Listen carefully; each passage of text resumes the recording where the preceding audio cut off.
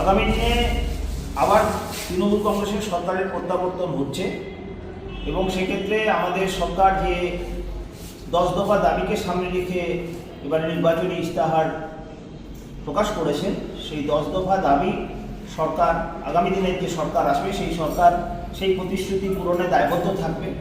এবং তিনি উল্লেখযোগ্যভাবে বললেন সবার জন্য বাড়ি হবে, পাকা বাড়ি সবার জন্য হবে। উনি বললেন যে পরিশ্রুত পানীয় জল, নলবাহিত পানীয় জল সবার বাড়িতে পৌঁছবে। এবং আরও আপনারা শুনেছেন যে আরও যে উল্লেখযোগ্য 10টি যে প্রতিশ্রুতি তিনি সেগুলো কালকে নারায়ণগড়ের সভায় বলে গেছেন যে নারায়ণগড়েও এই কাজগুলো তিনি ইমপ্লিমেন্ট করবেন। আপনারা মুখ্যমন্ত্রীর কাছে কি আশা করেন মানে উন্নয়নের ক্ষেত্রে? মুখ্যমন্ত্রী আমাদের দুহাত ভরে দিয়েছেন নারায়ণগড়ের জন্য। নারায়ণগড়ে 2011-এ দল ক্ষমতায় আসার পরে আমরা সরকারি কলেজ পেয়েছি, সুপার স্পেশালিটি হসপিটাল পেয়েছি, বেলদাতে স্টেডিয়াম পেয়েছি এবং আমি যতটুকু আমার নলেজে যতটা আছে প্রায় 117টা পথশ্রী রাস্তা পেয়েছি আমরা।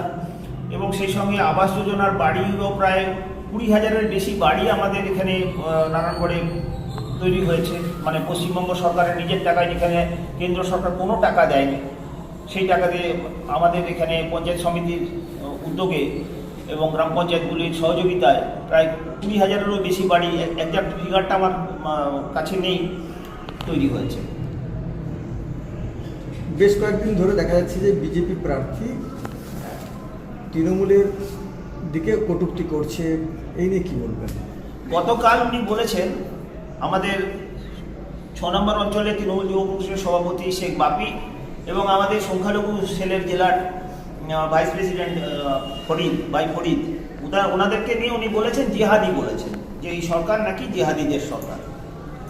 তো আমি বিজেপির যিনি প্রার্থী তাকে একবার স্মরণ করিয়ে দিতে চাই যে ওনারা যে দলের সঙ্গে যুক্ত তার মূল সংগঠন যেটা অর্থাৎ আরএসএস-এর একটা শাখা সংগঠন হচ্ছে বিশ্ব হিন্দু পরিষদ। তার যিনি নেতা অশোক সিংহলের জামাইয়ের নাম ওনার কি জানা আছে? ওনার যদি জানা না থাকে তাহলে আমি বলি অশোক সিংহলের জামাইয়ের নাম হচ্ছে মুক্তার আব্বাস নাকভি, যিনি বিজেপির মন্ত্রীও ছিলেন এবং এমপিও ছিলেন। মুরলী মনোহর যোশী, যিনি বিজেপির প্রতিষ্ঠাতা, লালকৃষ্ণ আদবানি, অটল বিহারী বাজপেয়ীর সঙ্গে মুরলী মনোহর যোশীর নাম এক বাক্যে উচ্চারিত হয়। তার মেয়ে যাকে বিয়ে করেছেন বিজেপির প্রার্থী কি জানেন তিনি কোন সম্প্রদায়ের মানুষ? বা তার জামাইয়ের নাম কি? তার জামাইয়ের নাম হচ্ছে শাহনাজ হুসেন, যিনি বিজেপির গত টার্মের খুব সম্ভবত মন্ত্রী ছিলেন। সুব্রমণিয়াম স্বামী বিজেপির এমপি, তার মেয়ে সুভাষিনী, কাকে বিয়ে করেছেন বিজেপির যিনি বর্তমান প্রার্থী তিনি কি জানেন? তার মেয়ের নাম সুভাষিনী, তার জামাইয়ের নাম হচ্ছে নাদিম হায়দার, তিনিও মুসলিম সম্প্রদায়ের মানুষ। এছাড়াও নরেন্দ্র মোদীর বাড়িতে নরেন্দ্র মোদীর ভাই প্রহ্লাদ যোশীর ক্লাসমেট একজন মুসলিম সম্প্রদায়ের মানুষ থাকতেন নরেন্দ্র মোদীর বাড়িতে, তার নাম আব্বাস, যিনি বর্তমান অস্ট্রেলিয়াতে আছেন।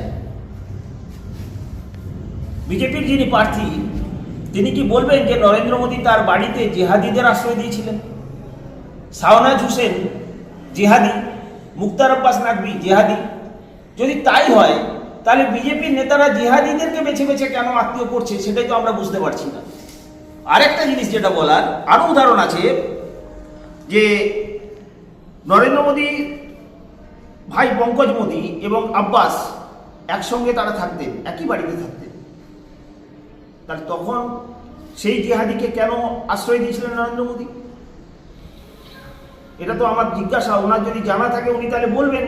উনি কটূক্তি করছেন আমাদের ফরিদ ভাইকে সামনে রেখে, বাপিকে সামনে রেখে, এবং অল ওভার বিজেপি মুসলিমদেরকে সামনে রেখে তারা কটূক্তি করছেন যে এরা জিহাদি, এরা জিহাদি, এরা জিহাদি। জিহাদির ডেফিনেশন কি ওনারা জানেন? জিহাদি কাকে বলে? জিহাদির ডেফিনেশনটা যদি জানেন সেটা একবার বলুন না। দ্বিতীয়ত আরেকটা জিনিস আমরা লক্ষ্য করছি সেটা হচ্ছে যে উনি মাঝে মধ্যে কোথাও দাড়ি কাটছেন, কোথাও দেখা যাচ্ছে উনি মুড়ি ভাজছেন, কোথাও দেখা যাচ্ছে উনি ঝাড় দিচ্ছেন। তো আমার মনে হয় এই যে কাজগুলো উনি করছেন এই কাজগুলোর সঙ্গে একজন একটা মানে রাষ্ট্রীয় দল, সেই দলের প্রার্থী যে কখনো মুড়ি ভাজেনি, সেই মুড়ি ভাজতে সেই মুড়ি ভাজার খোলাতে গিয়ে মুড়ি ভাজছে। এই তো পরিষ্কার আমরা বুঝতে পারছি নাটক করছে, মানে পুরো জনসমর্থনহীন অবস্থায় নাটক করছে। তাই আমি বলবো আপনাদের মাধ্যমে, যারা আপনারা এসছেন, আপনাদের মাধ্যমে আমি একটা কথাই বলবো যে মমতা বন্দ্যোপাধ্যায় যে উন্নয়ন করেছেন সারা বাংলাতে, তার সাথে সাথে নারায়ণগড়ে আমরা উন্নয়নের নিরিখে ভোট চাইছি। আমি বিজেপি প্রার্থীর কাছে অনুরোধ করব, উনি কি কি উন্নয়ন করবেন আগামী দিনে সেটা যদি একটু বলেন। বিভিন্ন সভা সমিতিতে আমরা কোথাও শুনতে পাচ্ছি না। উনি কটূক্তি করছেন, উনি বলছেন তৃণমূলের এই হয়েছে, তৃণমূলের ওই হয়েছে, তৃণমূলের ঘরে উনি উঁকি মারছেন। তা ওনার কি অন্যের বাড়িতে উঁকি মারার কোনো স্বভাব আছে নাকি? আমরা সাধারণত জানি যে যারা ভদ্রলোক হয় তারা কোথাও আড়ি পাতে না, উঁকি মারে না, এগুলো জানি। তো উনি উঁকি মারছেন কেন? এটাই বলার। এবারে সিনিয়র নেতা আমাদের মিহিরদা কাউসাদা আছেন, ওনারা কিছু যদি বলেন। নীরবু, একটা সময় আপনাদের জেলা পরিষদের কর্মাধ্যক্ষ ছিল, আজকে যিনি বিজেপি প্রার্থী হয়েছেন, এই বিষয়টা নিয়ে কি বলবেন? এখন বিজেপির প্রার্থী হয়েছে, একটা সময় তৃণমূল কংগ্রেস করত, কিন্তু যে কোনো কারণেই হোক তার মতিভ্রম হয়েছে, সে দল ছেড়ে চলে গেছে বেশি পাওয়ার আশায়, কিংবা অন্য কিছু ভাবনায় হয়তো সে গেছে, তার ব্যক্তিগত ব্যাপার, যেতেই পারে।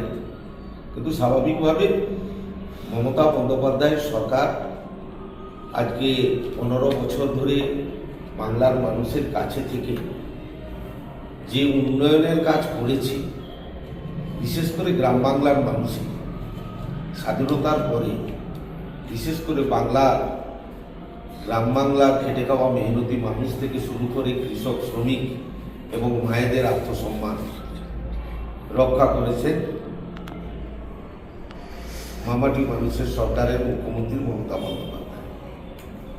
অতএব স্বাভাবিকভাবে মমতা বন্দ্যোপাধ্যায়ের সঙ্গে মানুষ আছেন, ছিলেন এবং আগামী দিনেও থাকবেন।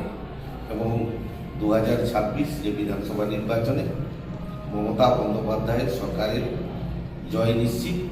মমতা বন্দ্যোপাধ্যায় চতুর্থবারের জন্য বাংলার মানুষের জন্য মুখ্যমন্ত্রী হিসাবে তিনি আবার শপথ গ্রহণ করবেন। এটা বাংলার মানুষ নিশ্চিত করবে, তার গণতান্ত্রিক ভোটাধিকারের মানুষ। উনি বলছেন, মিহিরদার কথা রেখেই বলছি, উনি বলছেন তৃণমূল চাকরি চুরি করেছে। তো আমি যতটুকু জানি 2012 প্যানেলে উনি এবং ওনার স্ত্রী দুজনের চাকরি হয়েছে। তো ওনার তৃণমূল যদি চাকরি চুরি করে চাকরি দিয়ে থাকে, তাহলে ওনার তো উচিত সেই চাকরিগুলো ছেড়ে দাও। দুটো চাকরি উনি নিয়েছেন তৃণমূল কংগ্রেসে থাকাকালীন, অথচ সেই চাকরিগুলো নেওয়ার পরেও উনি সমানে বলে যাচ্ছেন তৃণমূল চাকরি চুরি করছে, তৃণমূল চাকরি চুরি করছে। তাহলে উনি কি চুরি করে চাকরিগুলো পেয়েছিলেন? সেটা একবার যদি বলেন তাহলে ভালো হয় আর কি। আপনাদের মাধ্যমে জিজ্ঞাসা যেটা আমার আর কি, তাহলে উনি স্বীকার, তাহলে উনি বলুন যে উনি চুরি করে চাকরি পেয়েছিলেন না স্বচ্ছভাবে চাকরি পেয়েছিলেন, সেটা একটু জানার দরকার আছে আমাদের। নারায়ণগড় ব্লকে প্রার্থী তৃণমূল কংগ্রেসের প্রার্থী প্রতিভা মাইতির জয় কত ব্যবধান হতে পারে যদি? আমরা লোকসভা নির্বাচনে এগিয়েছিলাম 10,400 কিছু বেশি ভোটে। এই মুহূর্তে আমাদের কাছে যতটুকু আমরা নির্বাচনের 20 দিন 22 দিন আগে আমরা যে পরিসংখ্যান আমাদের কাছে এসছে দলীয় কর্মীদের মাধ্যমে, তাতে আমরা 20,000-এর বেশি ব্যবধানে আমরা জিতবো এই বিধানসভা। নারায়ণগড়ে আজকে মকরামপুরে পোস্টার দেখা গেল, সেখানে দেখা যাচ্ছে যে প্রতিভা রানী চাপিয়ে দেওয়া প্রার্থীকে আমরা মানছি না, নারায়ণগড় আদি তৃণমূল কংগ্রেস বলে একটি পোস্টার ওখানে টাঙানো হয়েছে। আচ্ছা, সেখানে কারোর নাম নেই মনে হয়, খুব সম্ভবত আমি পোস্টারটা আমিও দেখেছি, পোস্টারে কারোর নাম নেই। এখন এই পোস্টার যে কেউ টাঙিয়ে দিতে পারে।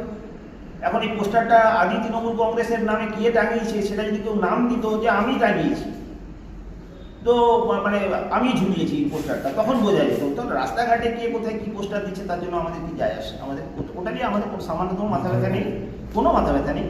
কারণ বুঝতে পারতাম যদি তৃণমূল কংগ্রেসের কোনো লোক বা কোনো কর্মী, কোনো নেতা তাদের নাম করে পোস্টার দিতেন, তাহলে সেক্ষেত্রে আমাদের একটা গুরুত্বের জায়গা থাকতো। কিন্তু এক্ষেত্রে যেহেতু পোস্টারে কোনো নাম নেই, আদি তৃণমূল কংগ্রেস বলতে যা কাদেরকে বোঝানো হয়েছে বা কারা বোঝাতে চাইছেন, সেটা তো এখন রাস্তাঘাটে যে কেউ যা কিছু ঝোলাতে পারে। বিষয়টা হচ্ছে যারা আদি বলে বলছে, যিনি প্রার্থী হয়েছেন তিনি 2013 সালে আমাদের পঞ্চায়েত সমিতির সদস্য ছিলেন।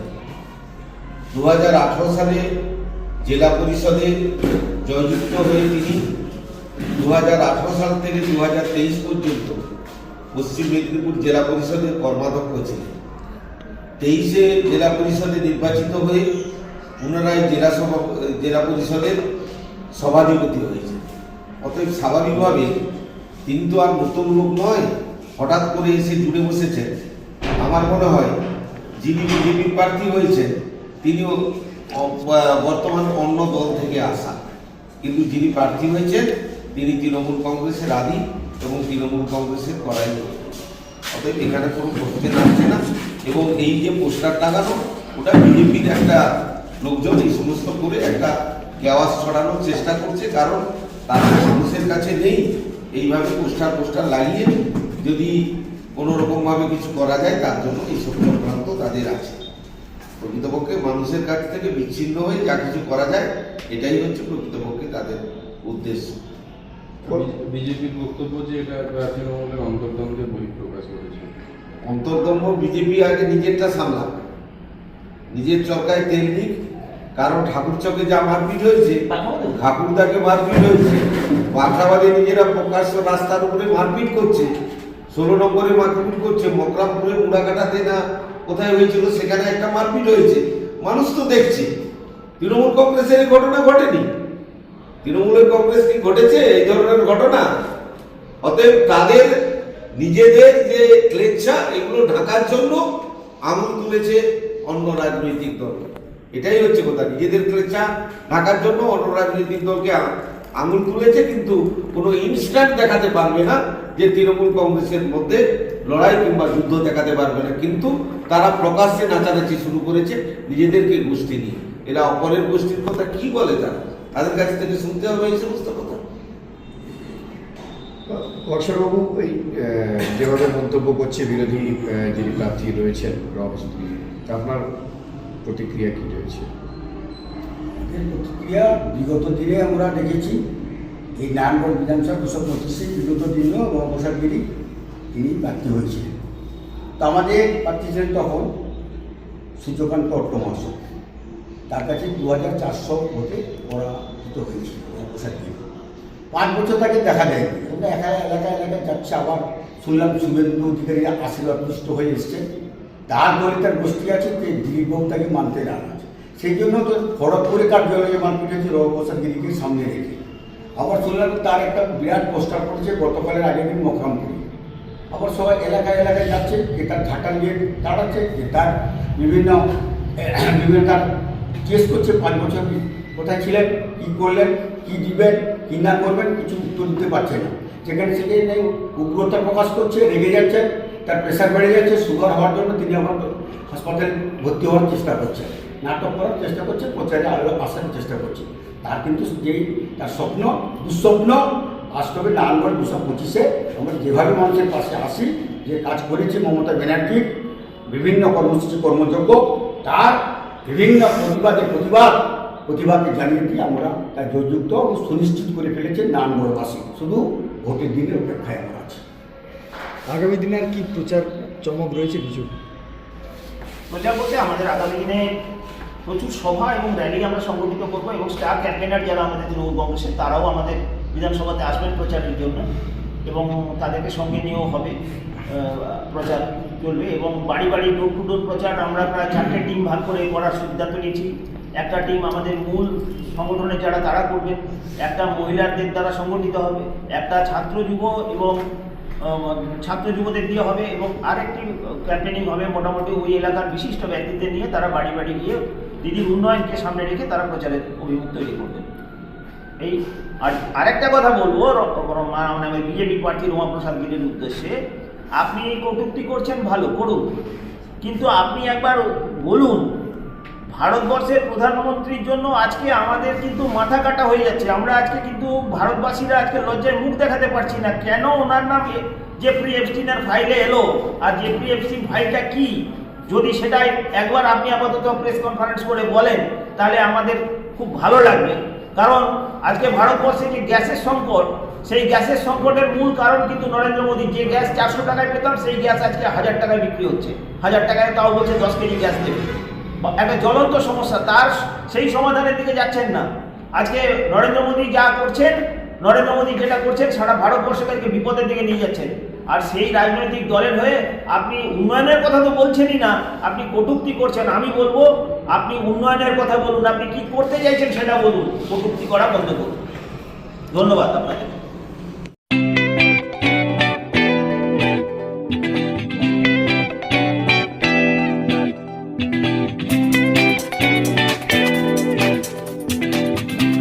সংবাদ, আনন্দ সংবাদ, আনন্দ সংবাদ। এই প্রথমবার আপনাদের পরিচিত বেলদা শহরে এসে গেছে আদিত্য সুপার মার্কেট।